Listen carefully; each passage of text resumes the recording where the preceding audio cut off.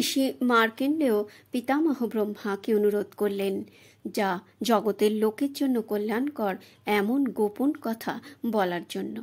ঋষির অনুরোধে পিতামহ ব্রহ্মা দেবীর পুণ্য কবচ ব্যাখ্যা করলেন। প্রথমে তিনি নবদুর্গা ও পরে দেবীর একাদশ মাতৃকা রূপে যোগ ঐশ্বর্য বর্ণনা করলেন। যে ব্যক্তি দেবীর শরণাগত হন, দেবী তাকে রণসংকট ও বিষম বিপদে রক্ষা করেন। সেই ব্যক্তি শোক ও তাপে বিজড়িত হন না। দেবী 10 দিকে 10 প্রকারে 10 রূপে অবস্থিতা।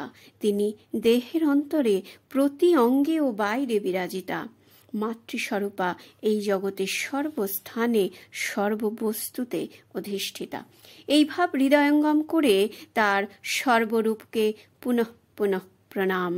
এই রূপে সম্পূর্ণ ভক্তি সহকারে দেবী কবচ পাঠ ও প্রার্থনা করলে মা ভক্তের সকল সংকট দূর করেন, দুষ্ট গ্রহ, ভূত, পিশাচ, অপদেবতা ইত্যাদি থেকে রক্ষা করেন, সৎ উদ্দেশ্যকৃত সকল সৎ কর্মকে সফল করেন এবং অন্তিমে পরম স্থান প্রদান করেন। কথিত আছে যে এই দেবী কবচের উল্লেখ মার্কেন্ডেয় পুরাণে আছে, আবার কারো মতে বরাহ পুরাণে। পরমপিতা ও পরম মাতা, পুরুষ ও প্রকৃতি এই জগৎ সংসার সৃষ্টি করেছেন। তাই প্রকৃতি স্বরূপা মা তার সর্বরূপে ভক্ত সন্তানকে নিত্য কৃপা করে চলেছেন।